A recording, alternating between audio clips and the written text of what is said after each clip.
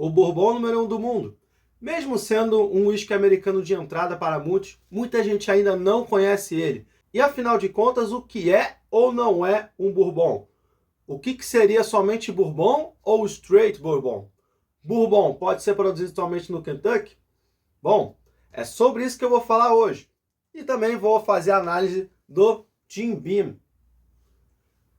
Meu nome é Junior Blanc, eu sou bartender, estudioso e apaixonado pelos mais diversos de bebidas, incluindo os bourbons, claro. E, gente, hoje vou falar sobre tudo que envolve o bourbon. Vou dar uma introdução para muita gente que conhece ou não conhece bourbon, pois existe, de fato, muita má disseminação da informação do que envolve o uísque americano. Muita mitificação mesmo, tá? Porque muita gente diz que bourbon não é um uísque, muita gente diz que bourbon é somente uísque de milho, e não é bem assim.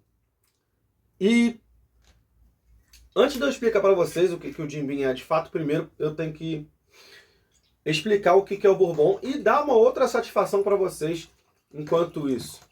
E eu servindo aqui, estou cobrindo todo o vídeo, ó. Mas tudo bem. Vamos lá. Voltemos.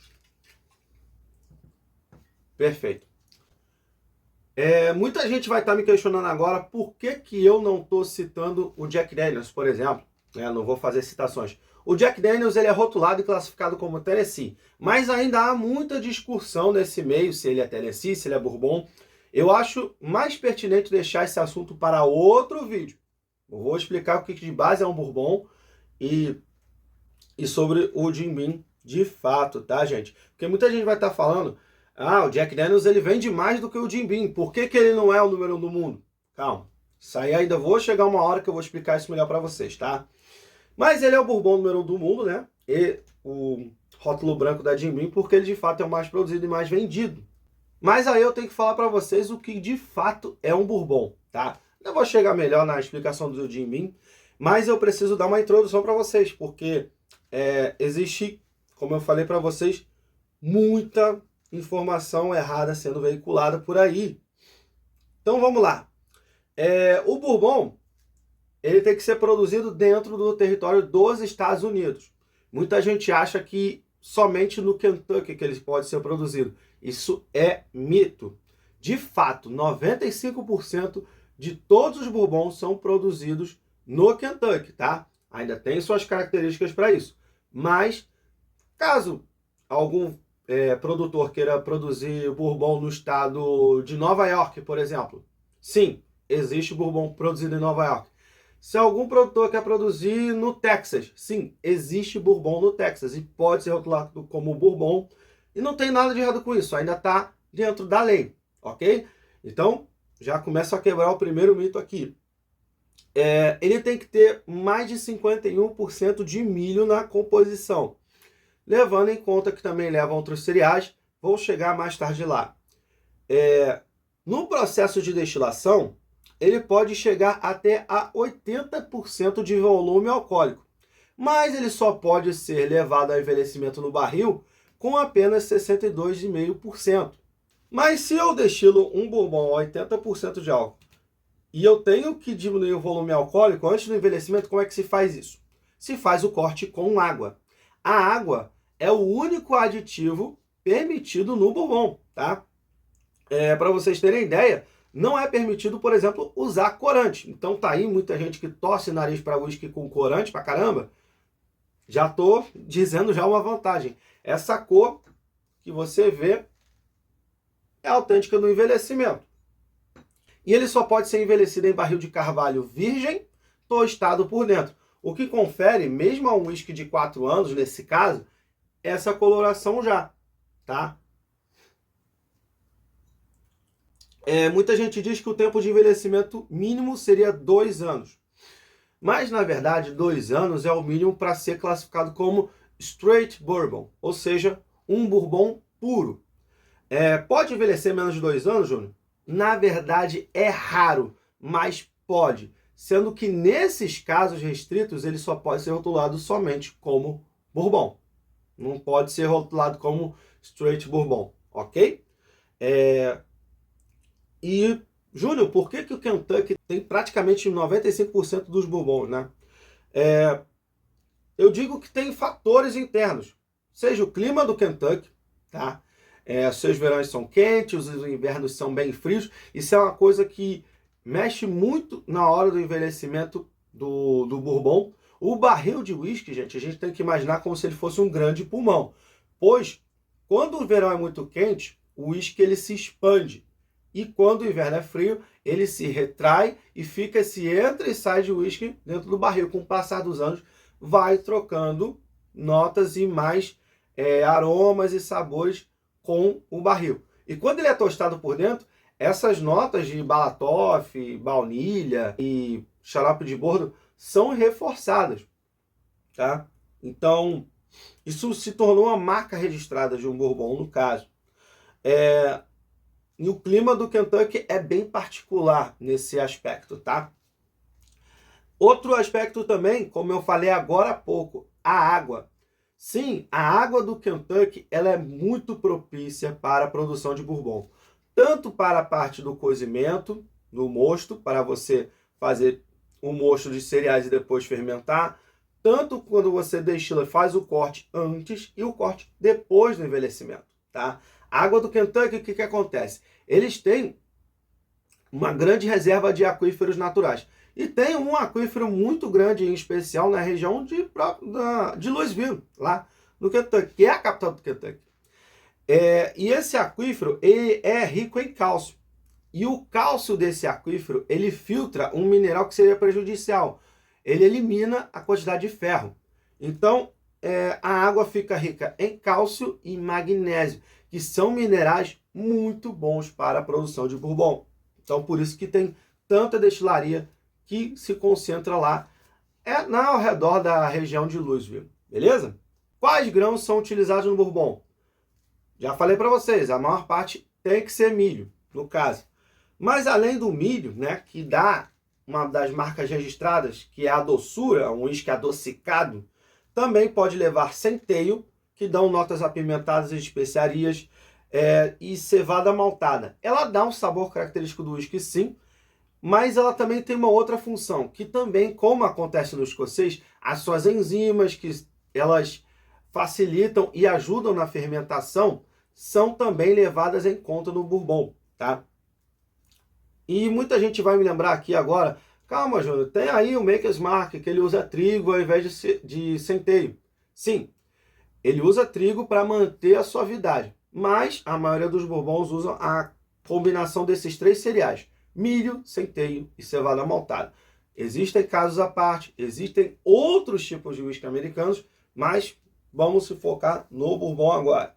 E aí, o que é a mash bill? A mash bill, ela seria a proporção de cereais utilizadas no seu respectivo whisky, tá? Além de, claro, outros critérios, como volume alcoólico destilado, volume alcoólico antes de envelhecer, e também até o nível de tosta no barril, tá? O nível de tosta no barril do Jim Beam é padronizado, tá? Mas a proporção de cereais utilizados é de 75% de milho, 13% de centeio e 12% de cevada. Eu sei que muita gente aí torce o nariz essa hora, nossa, mas aí eu prefiro os blended escoceses que levam uma quantidade boa de cevada. Bom, não é bem assim. Um blended escocês, por exemplo, vai levar de 30% a 35% de cevada maltada, dependendo do rótulo e dependendo do seu produto final, né? Se é um whisky jovem, se é um whisky mais envelhecido, aí vai depender também de vários outros fatores, como o que o produtor quer. Então, nesse caso, o que aconteceu na Escócia é que lá a cevada ela é um cereal que dá certo com solo e clima. Nos Estados Unidos foi basicamente a mesma coisa, só que com o milho. O milho é um cereal que é abundante, enquanto lá a cevada é escassa. Isso aconteceu tanto na cerveja quanto no uísque. E muita gente diz, então não é o uísque de fato. No século XVIII teve uma grande imigração de irlandeses, escoceses, que têm muita tradição no uísque, para lá. Claro que também foram os alemães, e no caso do Jim Beam, foi um imigrante alemão que fundou. Mas esses colonos adoravam destilar o uísque com o excedente de milho que sobrava. E aí que começou toda a história aos poucos e vemos o resultado aí hoje. Então, eles se adaptaram ao que tinham no local. E como o Kentucky estava, nessa época, incentivando muita gente a plantar milho nesse estado, então o governo dos Estados Unidos estava literalmente facilitando, incentivando, muita gente foi para lá. E assim que começou. Não foi o pessoal que começou sozinho, do nada, e não sabia o que estava fazendo. Então, quem acha isso, desculpa, você está enganado. Como surgiu de fato o Jim Beam? Como eu falei para vocês, era um imigrante alemão chamado Jacob Beam, tá? E foi em 1795 que ele vendeu o seu primeiro barril, e o resto é história. Ficaria muito grande esse vídeo se eu ficasse entrando em detalhes, mas foi passando de geração em geração. Atualmente estamos na 7ª geração de Master Blender, ou patriarcas da Jim Beam, assim como eu posso dizer, e o atual é o Fred Noe. E ele sempre faz questão de demonstrar que é feito da mesma maneira o Jim Beam, desde antigamente até os dias de hoje. Para vocês terem uma ideia, a cultura de levedura que é usada no Jim Beam para a fermentação é a mesma utilizada desde a época da pós-proibição, ou seja, na década de 1930, 1933, por aí, eles fizeram uma cultura de levedura e fazem ela de geração em geração até hoje, para que ele mantenha a mesma identidade. A receita é a mesma, o modo de fazer é o mesmo, sendo que hoje, é claro, é uma escala industrial. Ele é um whisky feito em larguíssima escala. Mas é um whisky feito de qualquer jeito, Júnior? Bom, nem tanto assim. Muita gente, ao contrário do whisky escocês, o bourbon ele costuma ser feito com os cereais que eu citei agora há pouco. Eles são todos levados juntos para o cozimento e para a fermentação. Não é feito um whisky separado para lá e para cá, depois de já envelhecidos você misturar e fazer um blend complexo. No bourbon não, é tudo feito junto de uma vez só. E uma outra marca registrada não só do Jim Beam, apesar de isso não apresentar no seu rótulo, mas eles têm isso no seu site oficial, eles fazem o sour mash. O que é o sour mash? Eles usam o resto de uma destilação, o resto sólido, e levam para o mosto seguinte ser fermentado e destilado novamente. Isso mantém a identidade do whisky e mantém as características do sabor dele, tá?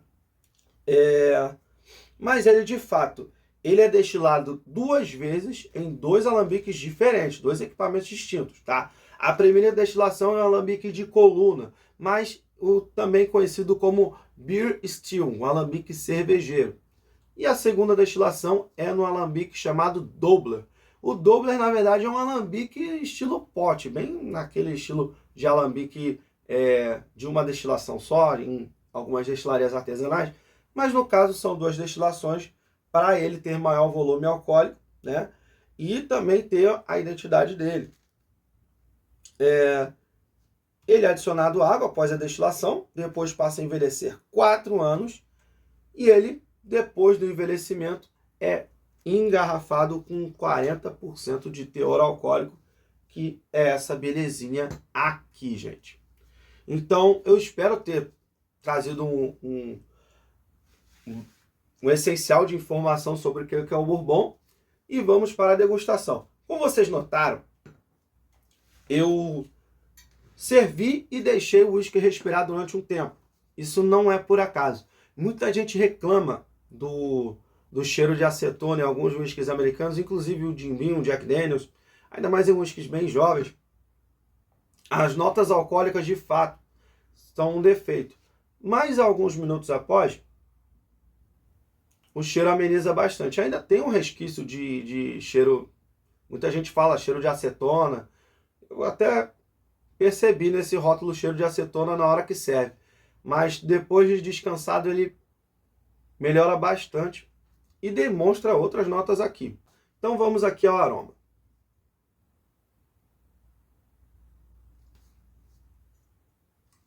Ele ainda tem um resquício de nota de acetona, sim, não vou mentir para vocês.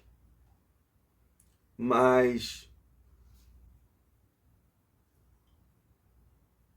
vamos dar uma liberada nos aromas dele aqui. As lágrimas dele são lágrimas um tanto quanto rápidas, São bem rápidas, parece que não são muito juntas, mas são bem rápidas, é o que indica um uísque ainda bem jovem, mas com potencial de envelhecimento.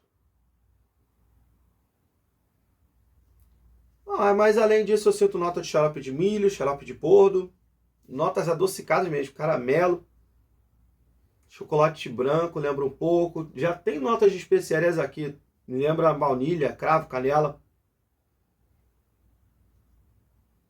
Mas o adocicado predomina e o alcoólico também é um pouco evidente. Sugiro deixar até mais alguns minutos descansando, que aí vai amenizando, mas não demais para não oxidar, né? Claro. Já no aroma, eu sinto aqui um whisky bem rebelde, como todo mundo fala, e vou ter que ser honesto com vocês, ele é bem rebelde, sendo bebido puro.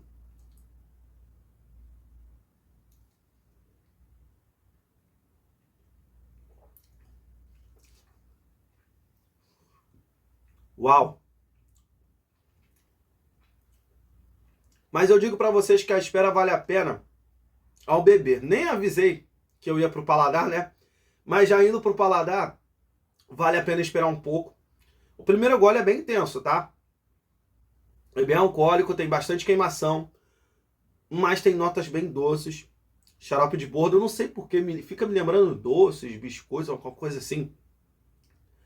Mas biscoito de manteiga, sabe aqueles biscoitos amanteigados? Não sei porque, me lembrou agora, tá? Não, é uma percepção que eu tô tendo mais especificamente agora. Mas é um whisky um pouco, sim, amanteigado. Ele tem as suas notas de especiarias, ele tem um apimentado. E, na verdade, ele tem um gosto bem mais suave do que seu aroma. Então, ainda dá para fazer uma degustação dele puro.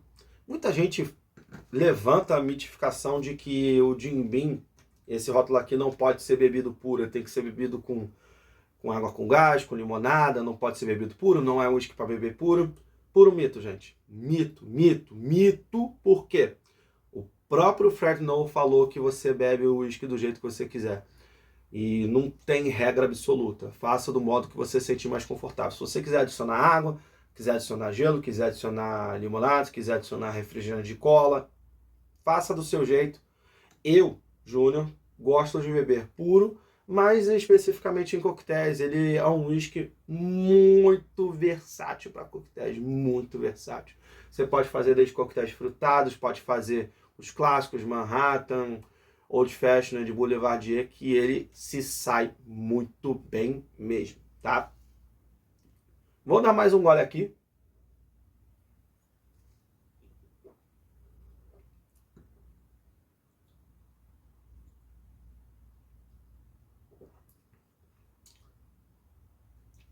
Bem mais agradável. É uma boa experiência, sim. Tem um apimentado e tem uma boa evolução no paladar. Mesmo sendo um bourbon de apenas 4 anos, ele tem muita representatividade, sabe? Ele tem uma identidade muito forte, mas ele é bem rebelde. É um bourbon bem rebelde, mas com tempo, para quem gosta, assim. Eu adoro de mim, acabei me acostumando a ele. Mas para quem não curte tanto assim, quer dar uma chance para ele, faça drinks e coquetéis, que quem sabe você vai ter uma melhor experiência, por que não? Tá? Super recomendo fazer drinks e coquetéis com ele. Eu sei que tem uma galera mais purista e tal, só bebe o whisky puro. Tem o Jim Beam Black, Extra Aged, agora, gente, o que é envelhecido 8 anos. Tem o Jim Beam Rye, que eu fiz um vídeo fazendo a primeira degustação, embora, quem sabe, futuramente eu possa fazer um vídeo num formato mais parecido com esses dois rótulos, por que não? Ah, Júlio, tem tanto bourbon, tem Evan Williams, claro, é outro bourbon que eu me amarro, mas enfim, vamos dando passo a passo, e se você curte bastante bourbon, deixa aí seu like, não esqueça de deixar seu like, deixa seu comentário para ver qual rótulo você quer ver aqui, claro, muita gente vai pedir Jack Daniels, né? Obviamente, ou não sei, ou até trocar aquela ideia de forma bem saudável ali, e gente, se você está conhecendo o canal agora, se inscreva, pois vai apoiar bastante o meu trabalho, tá? Tem as minhas redes sociais também, sigam aí, eu tenho Facebook, Instagram e até TikTok. Então você pode acompanhar também meus vídeos de forma mais curta e outras postagens que eu não tenho como fazer no YouTube, beleza? Então, eu creio que é isso daí, gente. Uau, muito bom. Adorei. Tem notas meio doces, adorei, adorei, adorei. Bom, é isso daí, galera, e até o próximo vídeo.